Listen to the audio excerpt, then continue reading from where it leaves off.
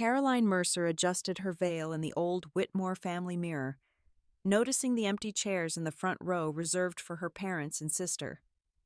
The reflection of those vacant seats was sharper in her mind than the polished silver frame of the mirror itself. It was as though the absence of her family had taken physical form and sat in judgment of her. She had known this emptiness before.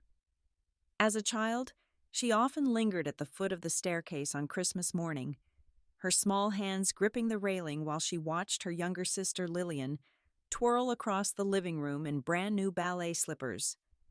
The Whitmore's tree glistened with ornaments, presents piled high beneath its branches, but the joy was lopsided. Lily's gifts stretched halfway across the rug. Dolls, music boxes, shining toys. Caroline would open her own modest package, a set of books, a sweater chosen without much thought, and feel the gnawing truth. Love in this house was not given equally. The memory of those mornings followed her like a shadow. Even now in adulthood, as a woman about to marry, the wound ached. Her parents, Richard and Margaret Whitmore, had once told her, "Family comes first." Yet it was Lily who had always stood at the center of that creed. Caroline learned early that she was expected to be the independent one, the daughter who did not need much attention because she could endure without it. The dining room that Thanksgiving years earlier had been set like a photograph from a glossy magazine. A roasted turkey, golden and steaming, was flanked by bowls of cranberry sauce and buttery potatoes. Margaret moved briskly, smoothing the linen tablecloth as she carried out her polished silver, habitually buffed before holidays.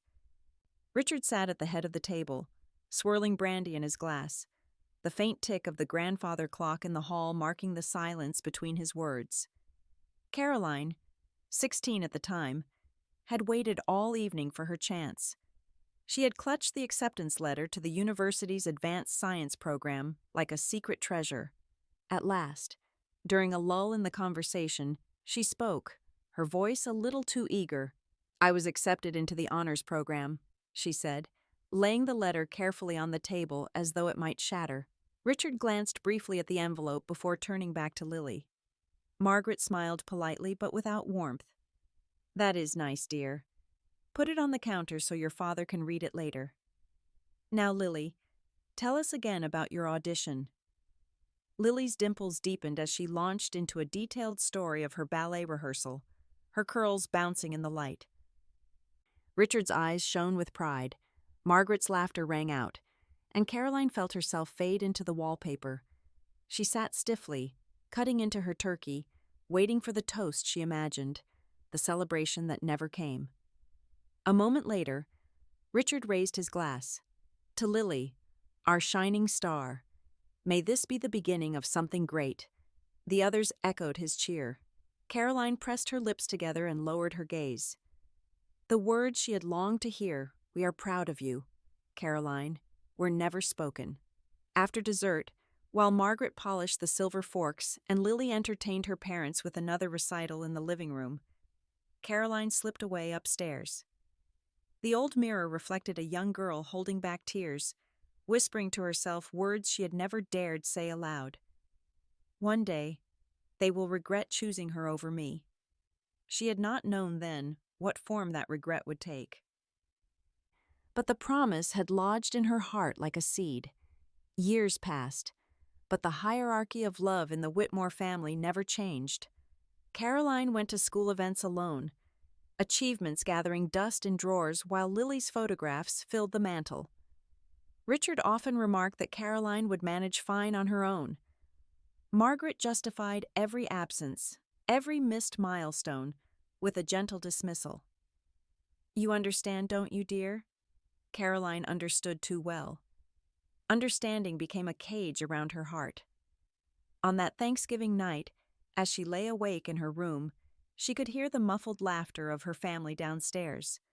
The house smelled of pumpkin pie and roasted chestnuts, the warmth of the holiday lingering. Yet upstairs she shivered, feeling cold despite the heavy quilt pulled to her chin. She reached for her journal and wrote feverishly under the dim glow of her bedside lamp. I will not let them erase me. Someday, I will build something of my own that no one can overshadow. I will find a place where my name is spoken with pride. The scratching of the pen steadied her, gave her a strange comfort. Outside her window, snow began to fall gently over Maplewood. Each flake carried a kind of quiet promise that life could be different beyond the walls of that house. But in the Whitmore household, the pattern of favoritism only grew more entrenched. Lily's every triumph, whether a modest award or a minor performance, was treated as a family event worth champagne and celebration. Caroline's successes were acknowledged with nods or forgotten altogether. That night the ache settled deep inside her bones, an ache she carried into every holiday, every birthday, every gathering that followed. She became skilled at masking it, smiling in photographs, sitting politely at dinners, while inside, she whispered to herself the vow she had first spoken into the mirror. One day, they will regret it. It would take many years, and a wedding without them, for that vow to come true. Caroline Mercer adjusted her veil in the old Whitmore family mirror, noticing the empty chairs in the front row reserved for her parents and sister. At the Willowbrook estate, Thomas Caldwell knelt with a ring in hand as a small orchestra paused their music.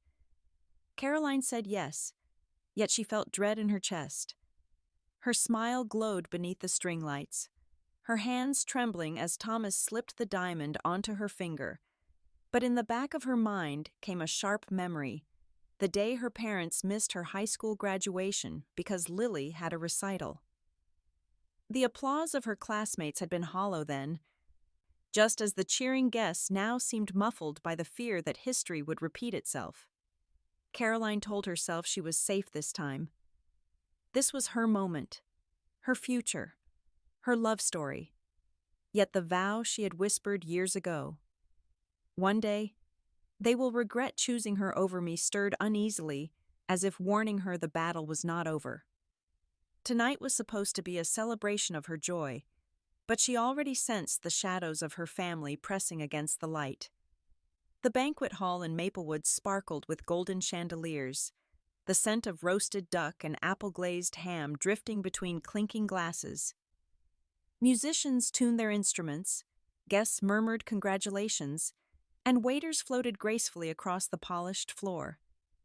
It was the kind of evening designed to dazzle, to announce to the world that two families were uniting in love.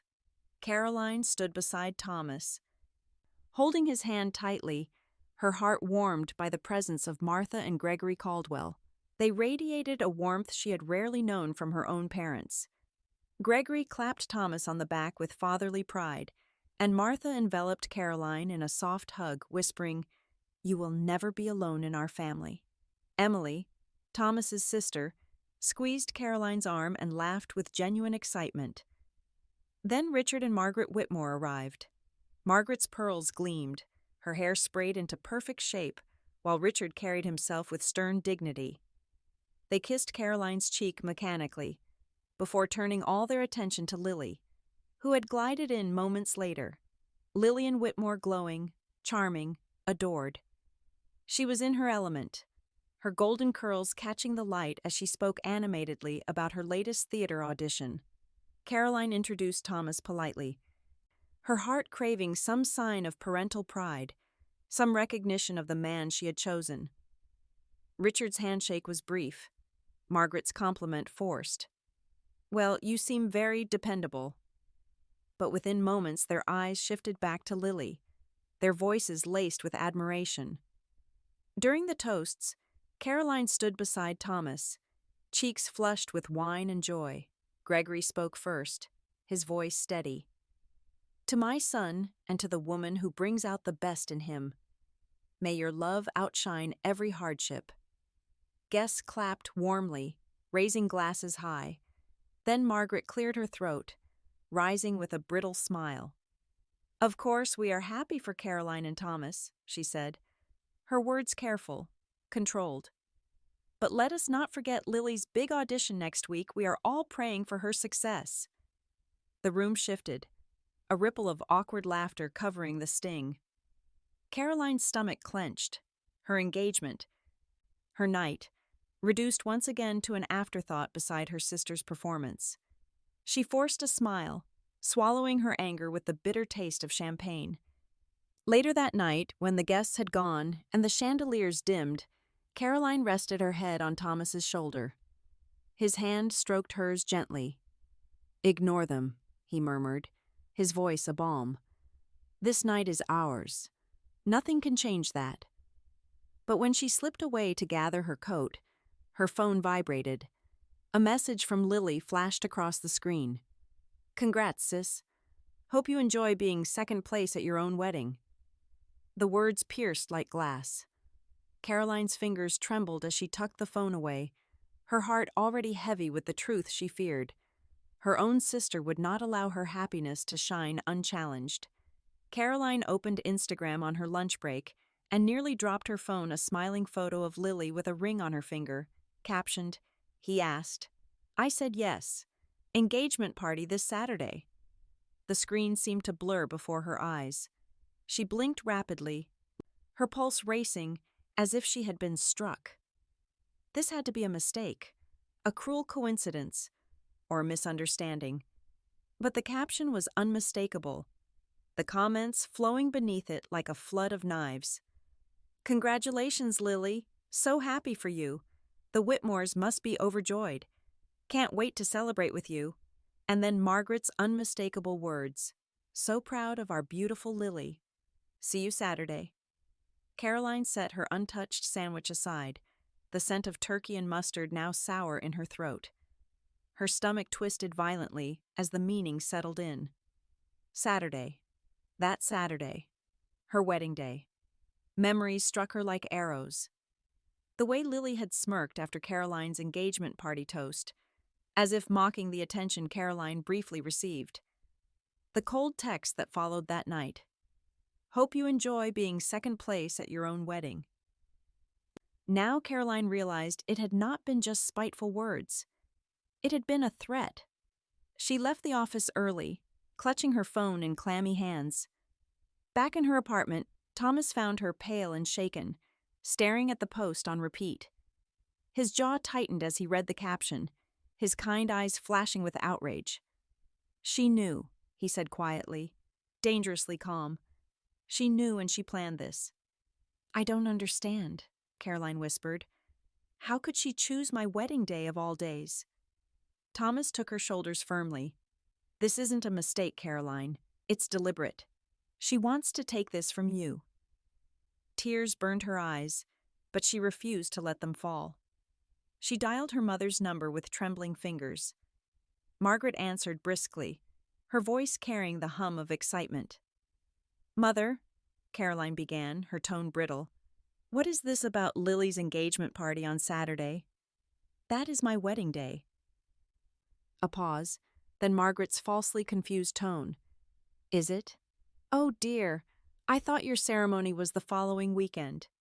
"No, Mother," Caroline said, her voice rising. "It has always been this Saturday. The invitations went out months ago. You RSVP'd." Margaret sighed, as though Caroline were being unreasonable.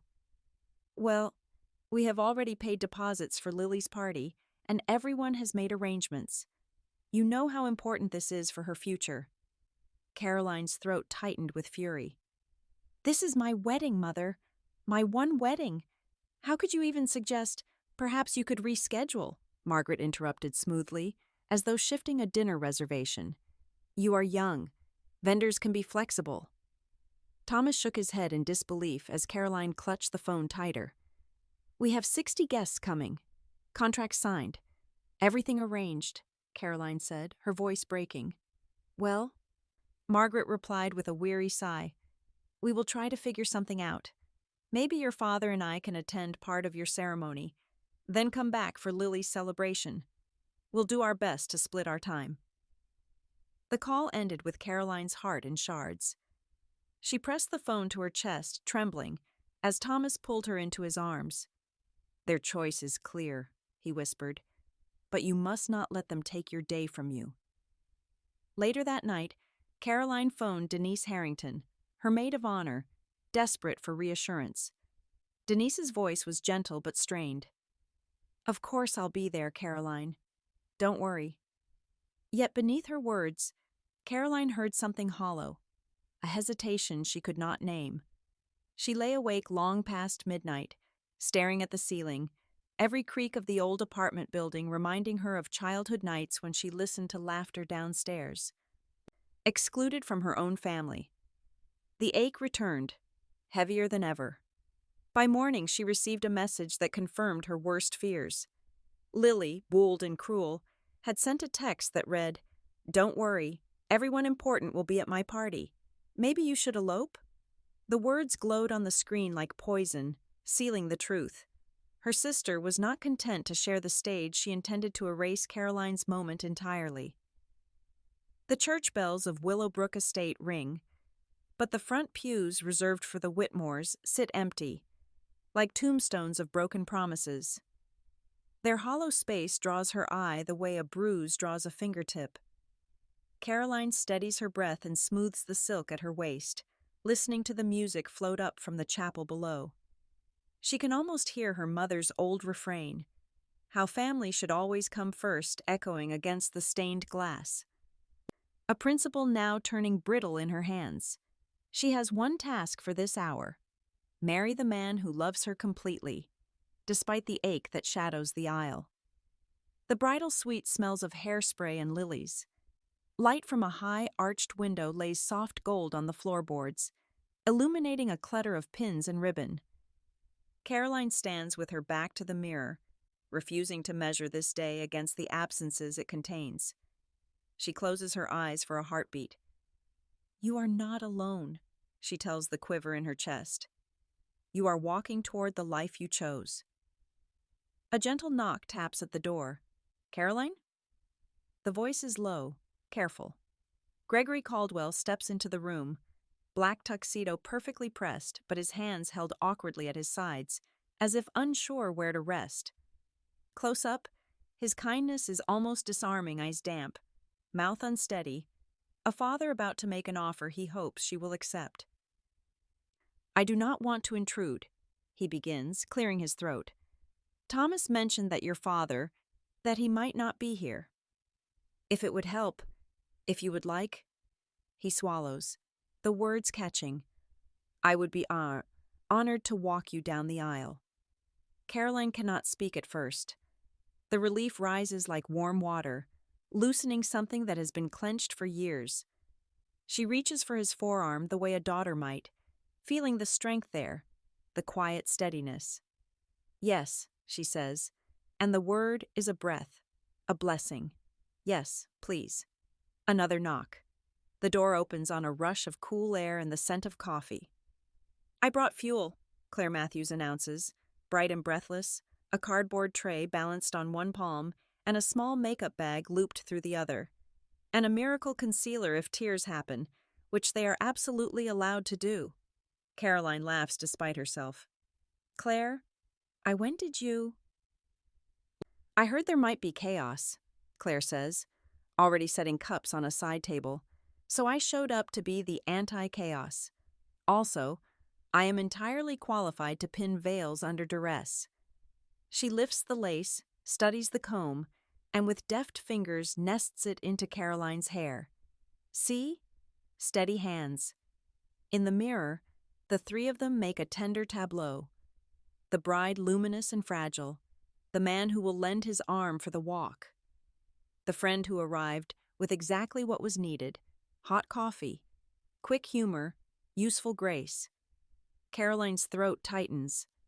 "Thank you," she says, to both of them, and means it with her whole being. Downstairs, the chapel breathes in the hush before ceremony. White lilies and hydrangeas spill from urns at the altar, their fragrance sweet and clean. Sunlight sifts through stained glass, casting thin rivers of color onto the polished wood pews. Guests murmur softly, programs folding and unfolding like wings. Somewhere, a floorboard answers with a tender creak-old timber finding its voice. The music swells. Doors open. Gregory offers his arm. Caroline feels the room turn toward her, a tide of faces, friends, colleagues, neighbors, and beyond them the front row. Empty ribbons looped around emptier chairs, names lettered in gold that no one has come to wear. The ache pricks, sudden and sharp, then she lifts her gaze and finds Thomas. He stands at the altar with shoulders straight and eyes bright, the faintest tremor at the corner of his mouth. In that look is a vow already forming. I see you. I will not leave. The ache gentles. Caroline leans into Gregory's arm, and together they begin the slow procession. Halfway down, she hears the smallest sniff beside her and glances up. Gregory is blinking too quickly, jaw set. A man wrestling emotion into its formal clothes. She squeezes his arm in thanks. He pats her hand once, as if sending courage through the touch. At the front, Thomas reaches for her with both hands. His fingers close over hers, warm and sure.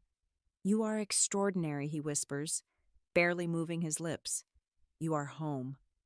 The officiant speaks with a voice tuned to kindness. Words gather like shelter around them, about choosing, about promising, about how love is a daily craft made of 1,000 unremarkable stitches. Caroline hears the sentences, and beneath them, her own pulse, steadying as if matching Thomas's breath. When it is time, they repeat their vows, voices catching at first and then clearing. She hears herself promise to celebrate his victories as if they are her own, to fight for the quiet good in their days, to keep the door between them unlatched even in storm. He answers with a promise to hold her name with care, to make of their home a place where her worth is never questioned, to stand beside her when shadows gather and to stand back, proud when she shines. Rings glint, a circle laid upon a circle, hands clasp. The pronouncement lands like a bell, and the room exhales, applause rising, laughter released. A rustle of relief, as if everyone had been waiting to be told it was safe to rejoice. Caroline glances at the front pew on the right where Martha and Emily sit beaming, where a place has been saved for someone who did not come, and lets it blur. The sharp corners of absence can have the day they want. This hour belongs to presence. The reception hall gleams.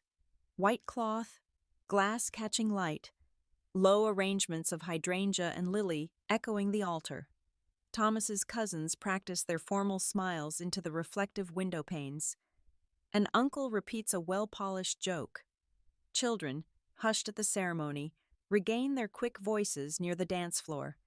The clink of forks against crystal signals a toast. Martha rises first, hand resting at her heart. To Caroline and Thomas, she says, may your table be long, may your door be open, and may you never doubt the abundance you have made here. Gregory follows, briefer, throat thick. My boy, he says to Thomas, then turns to Caroline.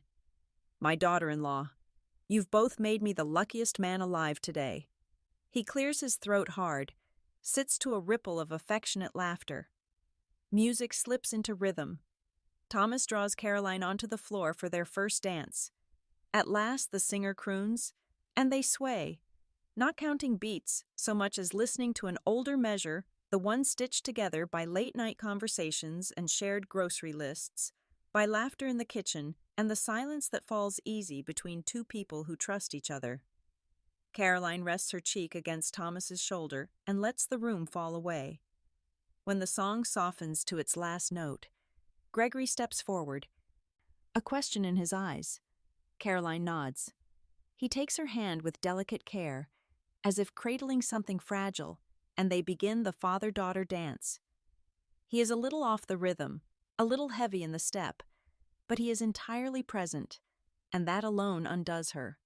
Around them, guests watch with the tender quiet reserved for the moments that ask nothing but attention. Caroline blinks quickly to keep the world from swimming. Thank you, she thinks. Whether to Gregory or the evening or the courage that finally arrived, she cannot tell. Applause, glasses refilled. Claire appears at Caroline's elbow with a tissue and an irreverent whisper. I gave your mascara the pep talk of its life. It is holding. They laugh, and the laugh feels like fresh air in a room that had grown too warm. A server wheels in the cake 3 tiers dressed in white frosting, edged with fresh hydrangeas and a spill of lilies that mirror the aisle. The photographer calls them close, arranging hands on the silver knife, turning the plate to catch light. The guests gather in a crescent, a tide of faces rising on their toes for a better view.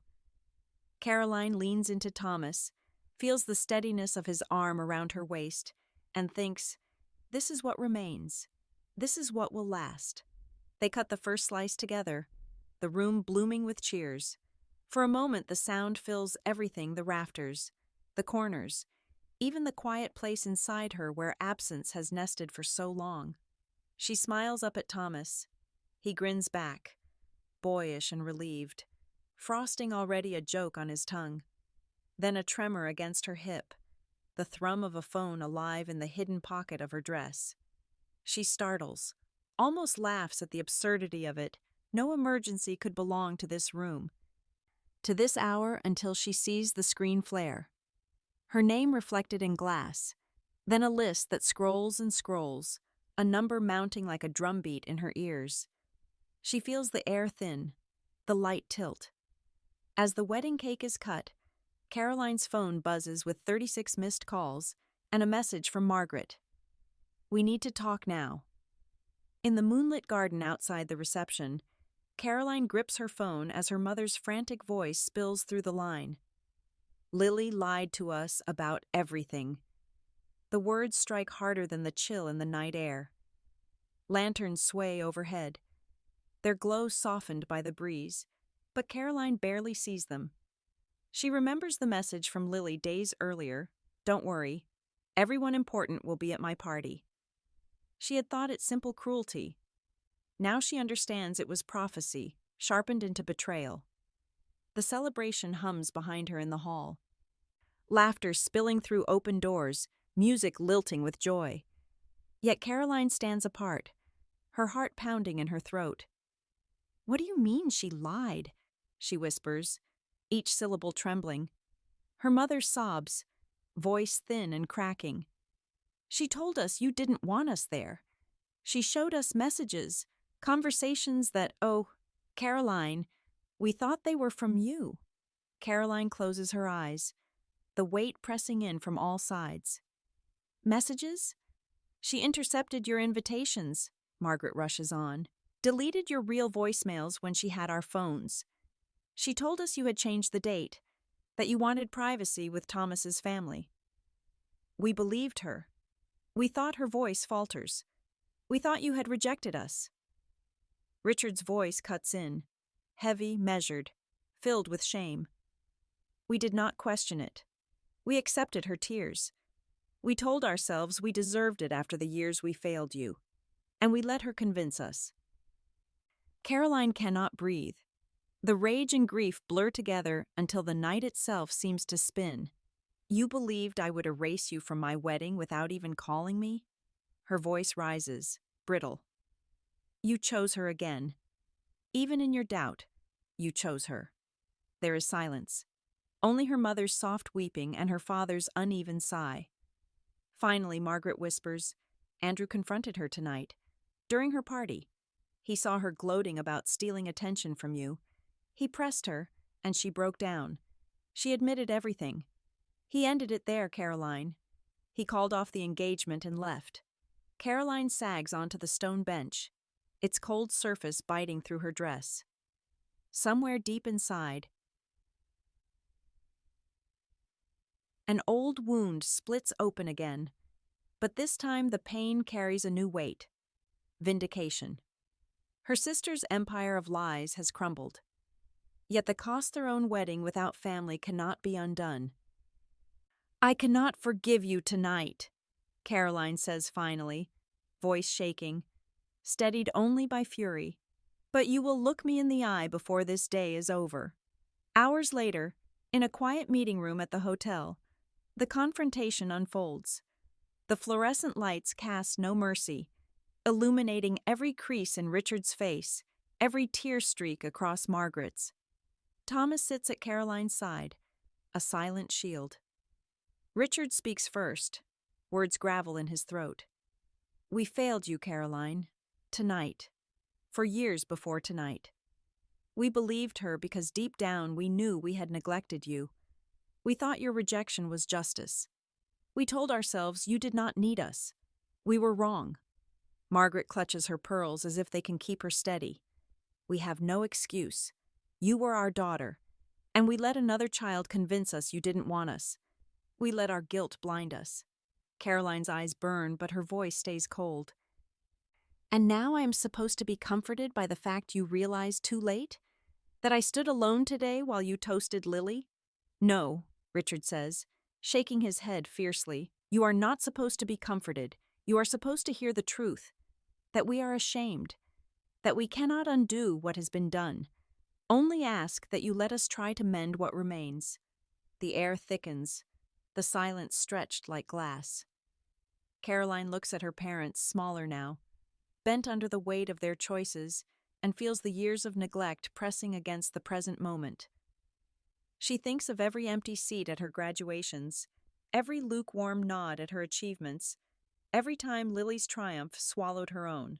I will not carry the burden of chasing you anymore, she says, her voice steady, though her chest shakes. If you want a relationship with me, you will do the work. Therapy, truth, real change, not words, action. Margaret nods desperately. Anything. We will do anything. Thomas lays his hand over Caroline's, grounding her. His eyes meet hers, brimming with pride at her strength. The silence hums again, the tide of the night pulling to its peak. Caroline turns back to her parents, her voice final, her tone carved from stone. I can't forgive you tonight, but if you want a future with me, you'll have to fight for it. 6 months later, Caroline sets a photo album on her dining table. Her parents have collected forgotten snapshots of her childhood, finally acknowledging her worth. She pauses with her palms on the linen runner, looking at the crooked tooth school pictures, the science fair ribbon no one had praised, the snapshot of a girl in a blue sweater holding a certificate at arm's length because there had been no one to hold it with her. Once, she had whispered that someday there would be regret. Tonight, standing in the warm light of her own home, she feels something quieter than triumph and deeper than vindication, a door opening. At last, where a wall used to be. Thomas checks the oven, a wave of heat and oregano perfuming the room. Another 5 minutes, he says, easing the pan back in. His hand finds the small of her back in passing, a habit as natural as breathing. The apartment smells like Sunday supper and fresh coffee, like comfort earned the hard way. Framed photographs line the bookcase now. Caroline and Thomas laughing under winter hats. Martha and Gregory in the garden. A candid of Claire, flower-covered, grinning over a lopsided birthday cake. There are older faces, too, Richard and Margaret at a picnic long ago. Lily with a shy smile that seems to belong to another life. A soft knock. When Caroline opens the door, her mother stands there holding a covered pie, the familiar pearl necklace shining against her throat. But her posture is tentative, deferential.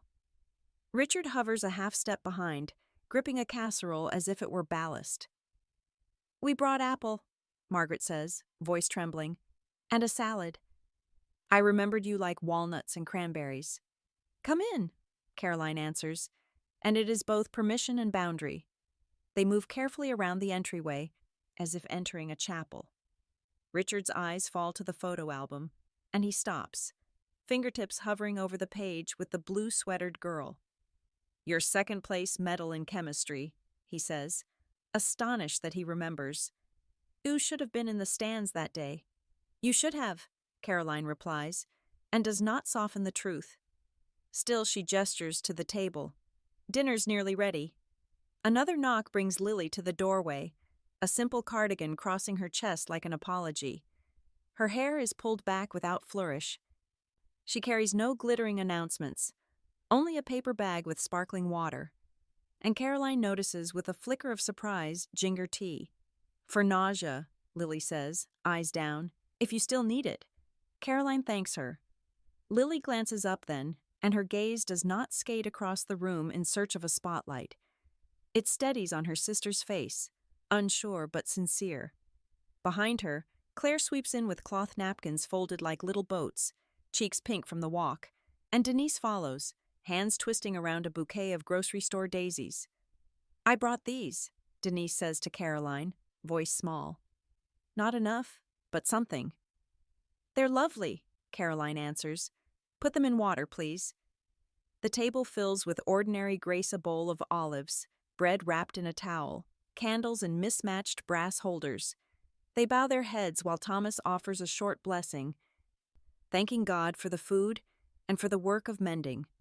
When they lift their eyes, conversation begins in careful stitches. Richard talks about learning to listen without defending himself. Margaret admits that her therapist has a way of wading through her explanations until the truth appears on its own. It is difficult to see the shape of your heart when you are busy polishing your story, she says, meeting Caroline's gaze without flinching. Lily speaks haltingly about weekly sessions and long walks with no makeup, about learning to name the hot, greedy ember she mistook for love. I kept thinking if I shone brighter, I would be safe, she says. When you got engaged, I panicked. I wanted what you had, but I only knew how to perform, not to belong. I'm not asking you to excuse me, only to know that I am trying to become someone who does not break what she envies. Caroline listens. The old ache stirs, but it does not devour the room. Trying is the beginning, she says. Keep going. Denise clears her throat. I failed you, she says simply. I believed a lie about my best friend because it was easier than calling and risking awkward truth. I'm sorry, Caroline. I will be the kind of friend who calls from now on, the kind who doesn't wait to be invited to loyalty. Then start tonight, Caroline replies. She slides the daisies into the center of the table. Stay for pie. Lasagna arrives steaming and bubbling, rich and generous. They pass plates, and the small language of a family meal reawakens. Take the end piece. Careful, that pan bites. More salad? The familiar sayings float up. Measure twice. Cut once. Richard mutters as he slices the bread, and Margaret smiles thin, but real. Between courses, she leans toward Caroline, not with performance but with curiosity. Tell me about the project at work, she asks. From the beginning, if you will. I want to understand. So Caroline does. The deadlines, the glitch that kept her up until 3, the satisfaction of fixing a problem no one could see. Margaret listens all the way through. She does not turn to Lily midway, does not glance at the clock. When Caroline finishes, her mother rests a hand over her heart and says, "That's brilliant, darling." The words land like rain after a long drought, gentle and astonishing. When plates are cleared, Thomas rises with a modest clink of his glass. He looks at Caroline for a nod. She gives it, heat already gathering at her throat. We wanted to wait until tonight, he says, voice steady, eyes shining, to tell you here, at this table. Caroline and I are expecting. The baby is due in June. For a beat, the room is silent, as if taking a breath wide enough to hold joy and sorrow together. Then sound Bloom's chairs scraping, hands flying to mouths, the old mother's tears that belong to every generation. Margaret's face crumples. She reaches for Caroline's hands, careful as if approaching a skittish bird. My girl, she whispers, and the words come out wet. Richard stands abruptly, clears his throat too hard, blinks like a man who has walked out of one weather into another. Lily steps forward last, palms open. May I hug you? She asks.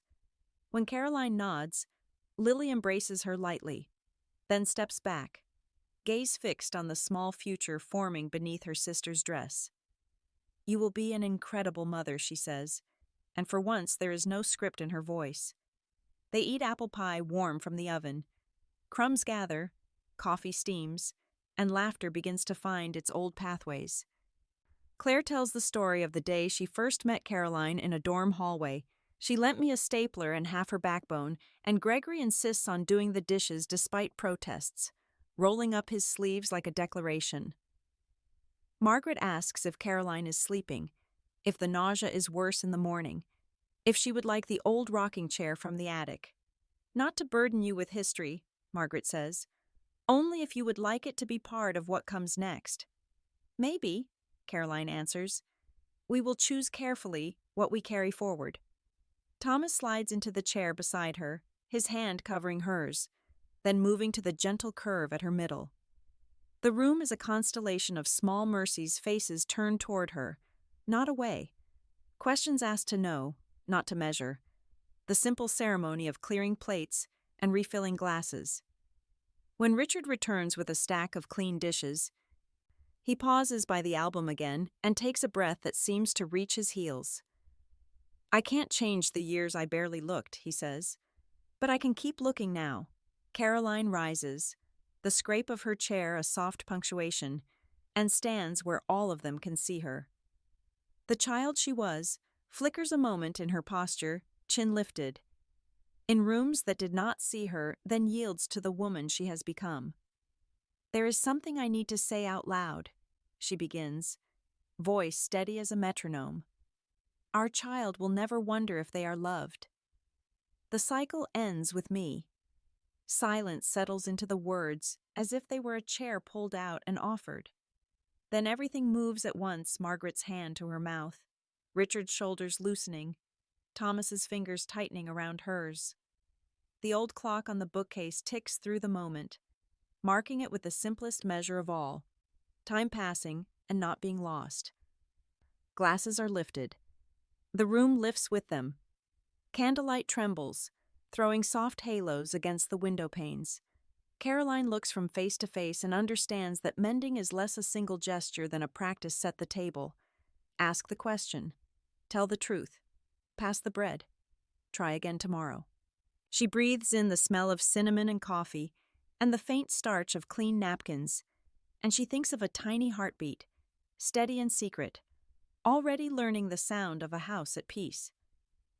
As the family clinks glasses, Caroline catches her reflection in the window. Not the forgotten daughter anymore, but a woman who survived betrayal and built her own legacy. The story of Caroline and her family does not end with one dinner or a single reconciliation. It lingers like the echo of a hymn sung in a quiet church, reminding us that betrayal has the power to wound deeply, but redemption has the strength to heal. Through the long years of neglect and favoritism, Caroline carried the invisible weight of being unseen.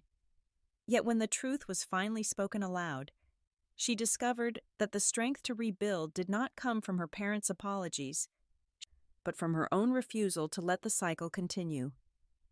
Family betrayal often cuts the sharpest, because it comes from those meant to protect. Caroline learned this with every missed celebration, every shadow she stood in while Lily basked in the spotlight. But the justice she found was not about punishment, it was about making her voice impossible to silence. Her revenge was not cruel, it was the quiet endurance of living well, loving fiercely, and demanding to be recognized.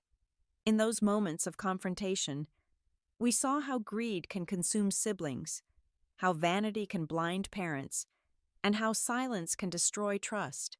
Yet we also witnessed the miracle of loyalty. Thomas standing by Caroline without hesitation, Gregory and Martha offering counsel without judgment, and Claire refusing to abandon her friend. True family was revealed not by bloodlines alone, but by those who stayed when storms came. As time passed, each character faced the reflection of their choices.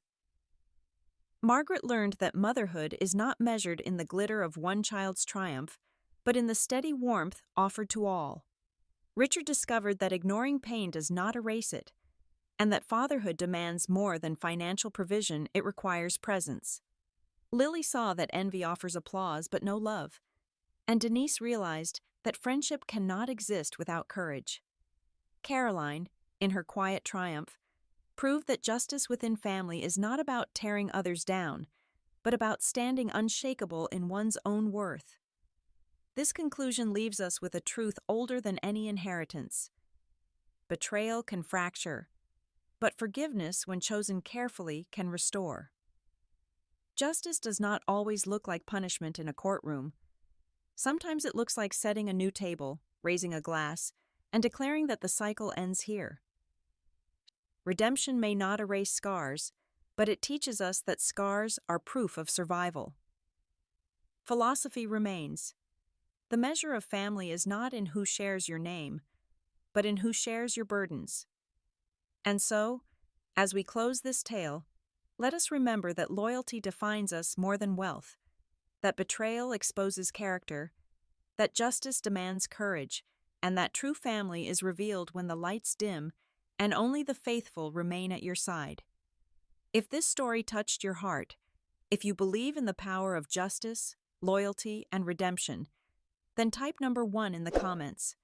And do not forget to subscribe to our channel so you never miss the next story, another tale of secrets, betrayal, and the strength it takes to find the truth.